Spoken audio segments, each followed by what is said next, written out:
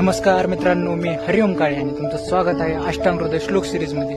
तर आज आपला पुढचा श्लोक आहे कोष्ट क्रूर मृदुर मध्यो मध्ये साते समर्पी. म्हणजेच आपले जे डायजेस्टिव्ह ट्रॅक्ट आहे त्याच्या 3 प्रकारच्या अवस्था सांगितलेल्या आहेत. एक पहिलं म्हणजे क्रूर.